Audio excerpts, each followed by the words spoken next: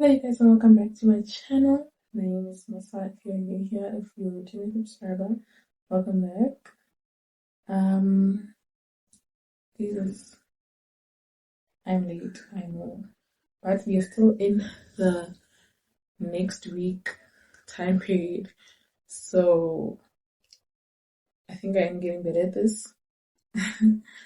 But yeah, I don't know, you guys will see. Okay, so today I'm reading some Am I the A-hole Reddit posts. Um, I'm not gonna be naming the. Let's get into it. Okay, am I the a-hole for telling my sister not to get my daughter to call her mother? Okay, English is not my first language, so please bear with me. I, 26 male, am a single father. I have a daughter who's 2 female and a sister who's 29 female. Me and my husband adopted my daughter when she was 2 months old. Her biological parents didn't want her, and my husband sadly passed away when she was only one. No, sorry, when she was nearly one. He had a work related accident. I work 5 days a week for 8 hours each day on a decent paying job. At a decent paying job. While I'm at work, my sister minds my daughter. She stays at home with her daughter, who's 3 female, while her husband works. She loves minding my daughter and does it for free. I told her if she wants to be paid to just ask, but she insists she does not. I usually start work at 8 a.m. and collect her on my way home at 4 p.m. There has been no issues until the other day. I collected my daughter and she was her usual happy self. She knows quite a few words such as papa, dog, and such. Only basic ones I teach her. She knows hi and bye and will say hi and bye to my sister. This time she said bye mommy and I was extremely confused. I asked my sister where this comes from and she said that since she minds my daughter often and my daughter has no other mother, that she is basically her mother. I said I don't feel comfortable with that and that I don't mind my daughter calling her auntie or something similar. I also said how it feels disrespectful to my dead husband. She argued that it's silly and it's just a name. And if I don't want my daughter calling her mommy, that I should find a new babysitter because she said along the lines of, I am more of a parent than your dead husband. I got mad and just left. I have been getting messages from her husband, and my dad calling me an asshole and saying I'm being ridiculous. My mom is on my side and understands my view, but since most people are against me, I need more opinions. I'm currently paying my mom to babysit my daughter in the meantime while I look for a new babysitter. Am I the a hole for telling my sister not to get my daughter to call her mother? Wow. Damn. Honestly, I'm gonna say you're not the a hole. That's for me personally. I feel like your sister's the one that's being an a hole. Because how do you get somebody else's child to call you? Like you're not her mother. She is not her mother. Why is she calling her mommy? Why is she making her call her mommy? And if it's just a name and this guy's being ridiculous, why is she getting offensive and saying that she's more of a parent than the dead husband? And that, like, guys, come on. No, man. The problem was when you didn't pay her. I think that's where, like, the whole thing just got confused. Because, yeah, that was the first thing. The first boundary y'all crossed was when you didn't pay her. And when she insisted that she was going to do it for free, because now she feels entitled because she thinks that she's the mom. So let's hear what some people said. Um, Definitely not the a hole. And I take your sister up on her suggestion to not have her mind your child anymore. What she said in response was just cruel and would be grounds for low no contact if I were in your shoes. Definitely, definitely. Like, it was horrible. Like, that was such a horrible thing to say. I was giving the benefit of the doubt as sister's kid probably called her mommy, and the and that's where OP's kid picked it up. But then she started talking, not the ego. Yeah, I also thought, like, maybe like she didn't say, you know, call me mommy. But her reaction just says it all.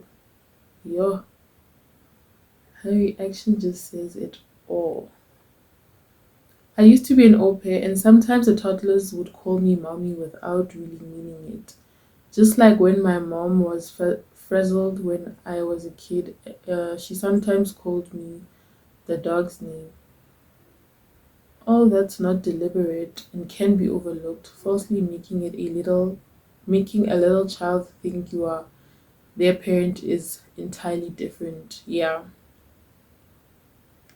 yeah. Taking care of a child is something, but to start thinking of that child as yours, it's kind of bordering on mental illness. Honestly, it's giving Delulu. Okay, let us read something else. Am I the a hole for upsetting my mother in law and yelling at my husband over how I am tending to my foster daughter? I, 37 female, and my husband, 39 male, have been fostering our 6-month-old foster daughter for almost 3 months now. When she first came to us, her parents had been arrested for drug charges and neglect, and they are now facing a prison sentence.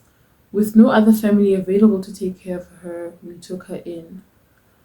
When she arrived at 3.5 months old, she was severely malnourished and neglected both physically and emotionally. I've cared for newborn addicts to newborns born addicted to drugs who were more settled than she was. It was suspected that she had been left to cry for hours on end with no one tending to her. Oh, damn. Fast forward to today, she has gained sufficient weight, is starting to show an interest in solid food, and is catching up with her milestones. However, her emotional and social development remains a concern. She rarely smiles, is hard to calm down, and needs to be held and comforted constantly.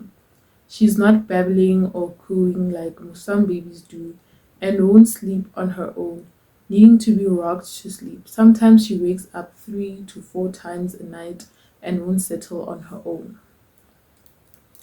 My mother in law came over while I was holding the baby in a carrier while doing some house cleaning. The baby was getting cranky, so I took her into the nursery to rock her to sleep for a nap.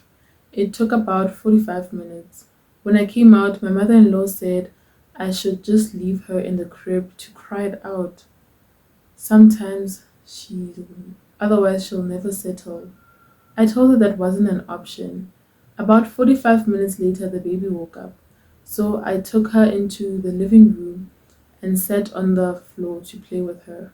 My mother in law suggested I should get a playpen and let her learn to entertain herself. I said again that she gets upset to the point of being inconsolable if left alone for a minute or two. Fast forward a few days later, we went over to my mother-in-law's house for brunch. The social worker believes we have a good chance of legally adopting the baby. When we discussed this, my mother-in-law told my husband that we better stop cuddling the baby so much. Otherwise, she will have a spoiled child. We'll have a spoiled child on our hands. Annoyed, I told her, okay, I'd also be annoyed. Annoyed, I told her I wasn't going to let a baby cry it out, especially one we are trying to form a positive bond with. My mother-in-law was miffed and said nothing. Later that night, my husband said his mom made a good point. I yelled, feeling bad because it unsettled the baby and took a while to calm her down. I asked him how he would feel if he was locked in a room for hours with no food, no water, and no one tending to his needs. And no matter how much he begged and cried, he was ignored. I told him that the development pediatrician said she is making progress with forming a bond and learning to trust again, and that we need to keep being patient. He apologized for upsetting me, but now I feel I might have overreacted by yelling at him when he was just trying to discuss it with me. I just want what is best for our foster daughter, regardless of whether she returns to her family, goes to a new family, or stays with ours. Am I the a hole?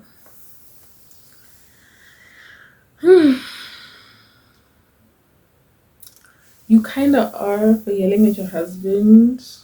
Like, yelling at somebody is not a good look. But I get it. Like, um, if somebody, I don't have a child, but if I had one and somebody kept telling me how to raise my child, especially when that child has a background of neglect, I mean, that is a whole different case.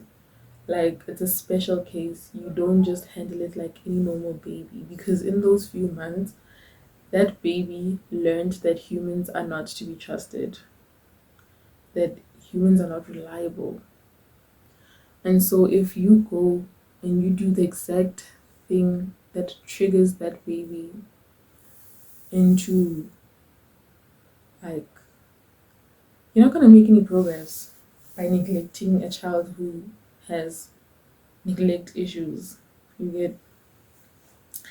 So if somebody keeps bringing that up and you keep telling them the same thing, and then your partner does not back you up, instead defends somebody else, that would kind of upset me as well. I think it would upset anyone, you know? Like, especially if you've explained already what the situation is. Like, yeah, you're not the a-hole, at least the way I see it, you're not the a-hole. But I think you are the a-hole for yelling at your husband, but that is also understandable. Okay, let's see what other people said. Not the a-hole. You cannot spoil a baby. This baby is in particular, obviously has attachment issues and needs extra love. Tell your mother-in-law to F off. Yes, do that. Because, no man, it's inconsiderate. Like, I keep telling you the same thing, and you keep, like, I didn't ask for your opinion. If I was struggling, I would ask for your opinion, but I'm not. So, why are you so concerned about telling me how to raise this child? You get? It's not like the child is just crying for no reason. There is a reason. They're scared. They think you're gonna abandon them. You're gonna leave them without affection. You're gonna leave them without food or water. You know, for hours and hours they're gonna be hungry. Like it's trauma. They're expressing trauma. Okay, before I get all worked up. Next one. Am I the a-hole for calling my friend stingy because she asked someone to Venmo her 77 cents? Damn. Okay. Anytime money is exchanged or she pays for something, Nadine, oh, okay. Okay. Naming and shaming. But I don't think this is like her real name. Okay, Nadine will immediately Venmo request us for the exact amount owed. If she doesn't immediately, then she does it pretty soon after, like maybe a day. One of my other friends are like, none of my other friends are like this. It's usually, I got lunch, can you get the coffee? Or I got drinks last night, can you do dinner tonight? And it's always been fine. Most of my friends and I are in the same income bracket, and Nadine actually makes a lot more than me, but by like 200 2k per year. So she's not like crazy rich. Well, last week me, Nadine, and Chloe were at a used bookstore. Chloe and Nadine had gone out and gotten coffee before, and Chloe said she'd pay Nadine back. Nadine wanted a copy of The People We Meet on Vacation that was like $2.50 or something. So Chloe said she would get the book to pay her back for the coffee.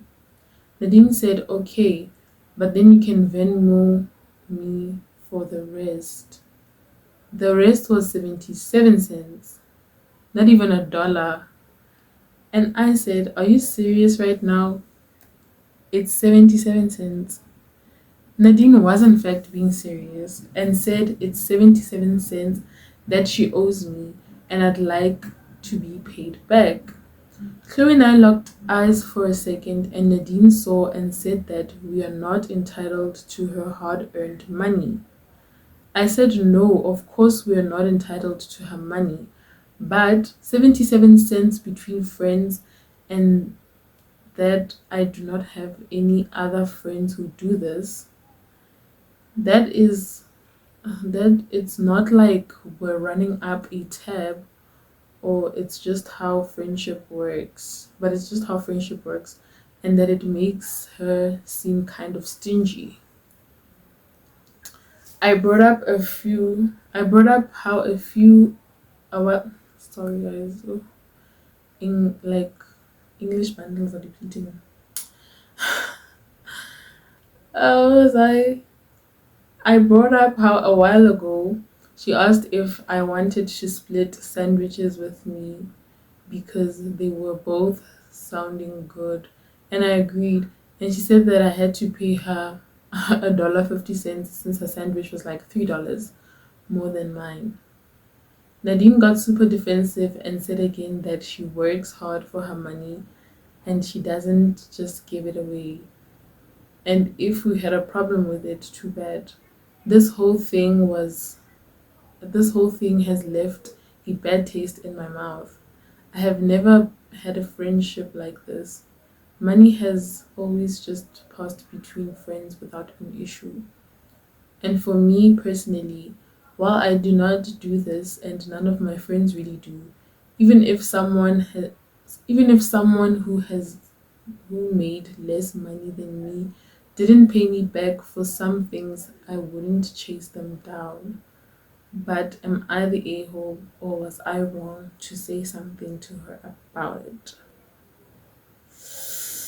No, I was gonna say that she's not wrong. Like, she has boundaries. But if I offer you a sandwich and then ask you to give me money all of a sudden, like half the money because I gave you a slice of the sandwich. Because no man, I get it. Like Hmm, I get it. She has boundaries, and no, it's not. They're very, they're very strict boundaries. She doesn't. I personally believe that money can ruin relationships. Okay, that's me personally. So I get where she's coming from. That she doesn't want to, put money in a friendship, because then today is 77 cents, and then tomorrow is $1, and then next week is $20, and then you get like, and then when you need, okay, but in this case they don't mind doing it, but I don't know. Let me just, let me shut up and just read some of the comments.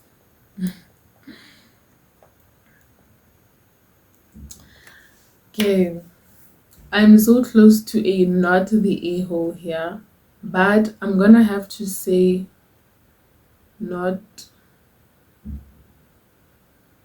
Uh, I'm gonna have to say nah. Oh, okay. Nadine sounds like a friend I would not like to have around. Sounds like a pain in the ass. Sorry. But it sounds like she's consistent, and there's probably some strong reasons why she's like this. Yes. Someone that someone that's stingy, a money conscious, might have had some severe trauma around money. Yes. Whether experienced as deprivation as a child, or hearing stories from relatives and scratching out an existence in poverty. Either that, or she has had so called friends stiff her on money before. Yes, you can choose to distance yourself from Nadine, I would, or decide to limit the number of times that you engage with her on anything related to money. Yes, I mean, she can still be your friend, but not have money involved. Like, she can buy her own things, then you guys don't have to, you guys can just split the bill every time you, like, just leave the money out of friendship. But yeah, I get it. Sometimes my distaste for someone that preoccupied with small sums of money. I don't think anyone is in the wrong here. Nadine was owed money, however small the sum, and is entitled to ask to be made whole. Yeah. This is my thought too. Someone this stingy with money may have come from a household where money was tight, or she has undue financial responsibilities put her as a child. My advice would be to never ever split costs with her. Yes, she has a boundary, in my opinion, a kind of ridiculous one, but she is entitled to have. You can have your boundary. Exactly. um, I also wondered if she had been stiffed by people a lot in the past, and so has taken this hotline position. I had a friend who was always willing to have me cover costs for her, but her payback method always shorted me. Got her movie ticket for $20 once, and her making it even was a $5 beverage. After this happened several times, I just stopped hanging out with her. It wasn't necessarily about the money, but she never overgave to me, but always expected it and asked me to pay for stuff. It wasn't a reciprocal relationship. That's true. Okay, you guys. One last one, and then we are done. Am I the a hole for telling my wife her family needs to get a hotel next time they visit because of their kids? My wife, 36 female, and I, 35 male, have been married for 7 years and have a 5-year-old son. Sorry. My wife has four siblings, two brothers and two sisters. Her brothers live far away and she isn't very close to them. Both her sisters live within 2 hours of us, and the three of them are very close. Both of her sisters have two kids. So, okay. Her youngest sister, Jen, who's 25 years old, has a 3-year old and a 1-year old. Jen, her husband, and their kids came to visit us this past weekend for Memorial Day. We have 3 bedrooms in our house: our master, our son's room, and a smaller guest room. My wife decided on her own that she would let Jen and her family have our bedroom. Apparently, Jen's kids aren't the best sleepers at home, and if they are in an unfamiliar place, it's even worse. So, my wife offered Jen our room, so all of them can be in one room, and my wife and I would sleep in the guest room. Okay. Turns out that by bad sleepers, Jen meant that her kids wake up multiple times at night and then wake up for good at 5 a.m. every single day. I don't know about I don't know about anyone else, but the last thing I want to do on a weekend is to be woken up by a screaming baby at 5 a.m. 3 days in a row. It wasn't just the crying baby, but the fact that Jen and her husband would also be running around getting whatever the baby needed. The commotion woke our son up, who then woke my wife and I up every day at 5 a.m. I spent the entire weekend tired and cranky. I also get cranky if I didn't get enough sleep. I also get cranky. To make things worse, Jen and her husband would take naps together whenever one of their kids was napping, which left my wife and I to watch their non napping kid. They came for vacation, okay? They came for vacation. I complained to my wife about being tired, and she told me that her sister and brother in law need the rest more than we do because this is their life every day. So we should help them at least. You should help them get at least a little bit of a break. But by the time Jen and her family left on Monday, all I wanted to do was sleep, which I did immediately after they left. My wife got upset at me for napping because our son was also tired and cranky and was fighting her on everything. She woke me up so that she could take a break. I later told her that next time her sister wants to come visit, they needed to get a hotel because the kids' sleeping habits are clearly disruptive to our entire family. Exactly. She told me that she isn't going to tell her sister to fork out hundreds for a hotel room when we have the space for them in our house. Clearly, you guys don't have space. Not in your hearts. Not in your hearts. She also said that Jen's kids will become better sleepers as they get older. I told her that every decision she's making prioritizes her sister over me and our son. And she got defensive and told me I'm being a jerk. You're being a jerk right now. Maybe I'm far enough removed from the baby stage that I've blocked it out, but I don't remember ever being so disruptive to anyone when we were guests in their house. They are supposed to come oh they're supposed to come visit us again for the 4th of July, and I'm already dreading it. Like, they're coming again? Poor thing. You poor thing. Like, I get it. I get like so cranky when I am exhausted. Like, I like everything feels heavy. Like my brain is slow, and that frustrates me, and like I just cannot if I don't get enough rest. So to do that on a public, like a long weekend, when you're supposed to be getting the best out of your sleep, like the best sleep, first you have to leave your bedroom, you have to leave your bed, then you have to wake up, and then when you finally get to sleep, and then you have to wake up early, and then when you finally get to rest for the whole weekend, your partner is angry at you because you're not being productive.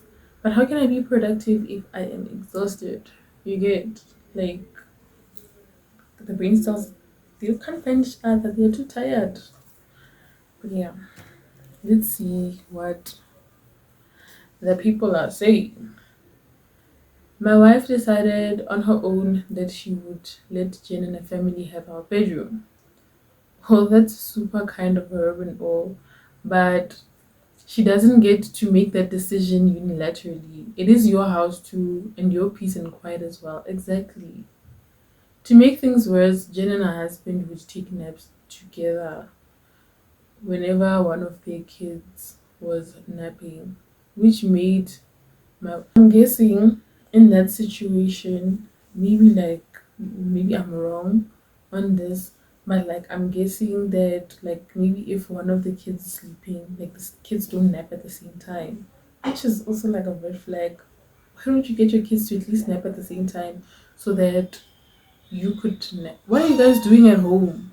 Like, see, they came on vacation. Like when I tell you, these people packed their things and they were like, oh, with the sunglasses, and they were like, hey, yes, okay, it is hot girl summer. We are going to go get some well deserved vacation at your family's expense. Okay.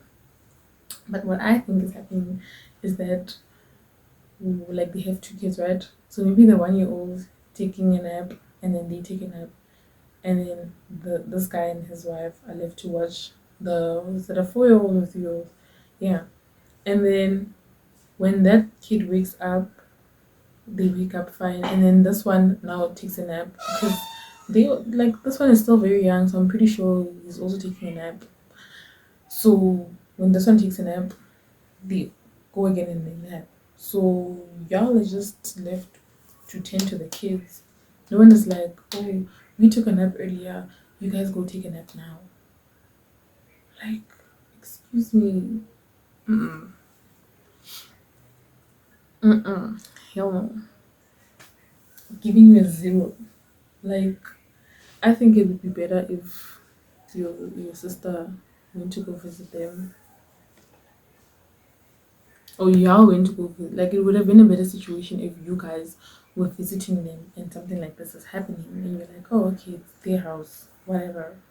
But for them to leave their house and come to your house and do that, I'm sorry, you are not the a-hole, not to me. But yeah, this guy's like, so ah. So part of the visit was free babysitting. I get it. Your wife was probably happy to help you, but this is a huge disruption to your life, and having it forced on you isn't going to help your relationship. Exactly. Exactly. It's gonna strain your relationship because, like, how can you? And now you're gonna have to wait. So every year these people are gonna come to your house, visit you, and you're just gonna have to hope and pray that eventually, and that's gonna take years. I mean, this one is already, one of the kids is already old enough to not be doing something like that in the first place. So that could only mean this one is gonna keep doing it and disturbing this one's sleep, and then it's gonna take years. Like probably when like this one is the oldest one is like 7, it's just gonna stop because then they're gonna reach the, like, he's already in the toddler stage, so he's going to reach the naughty kid stage, and he's just going to be tearing up the house because he's rested. He's okay. He's ready to go. He's used to this life. This is the life he was born in. He's gonna wake up and have fun. First thing in the morning, 5 a.m. Have fun. Tear up the house. Wake all of y'all up. Every Christmas, every Thanksgiving. Hell no. No, no, no. No. No, Jen. No. Stay with your kids, Jen. Stay at home with your kids. Or at least book a hotel. Y'all will just come for like lunch and dinner and spending time as a family. That is it. Okay, guys. That is it for this video. I don't know when we're gonna do this again. Like, I promise you guys, I'm getting better at this. Like, sitting here talking to you guys, I'm totally getting better at this. It is taking everything in me to be sitting here and talking to my camera to you guys because I have social anxiety. But that is besides the point. I am here and I don't want to promise you guys like, hey, see you again next week and stuff like that. It might be sooner, it might be later, but yeah, I promise you guys I'm getting better at this and I am gonna be consistent. And you know what, let me just stop promising you guys. I sound like a broken record. But yeah. Please don't forget to subscribe if you have not been subscribed. And also please like the video if you enjoyed it. I hope you did enjoy it. Because you guys don't tell me in the comments, you guys just keep quiet, you just watch and then so to another video probably. But it's okay. It's okay. But yeah, I hope you guys enjoyed this video. Like I said, subscribe, like, leave a comment, suggest it to your friends, share it, whatever you want to do with it. Okay. If it even if it helps you to sleep, just when you wake up there, like the video. Okay. Anyway, I will see you guys in the next video. I love you. Bye.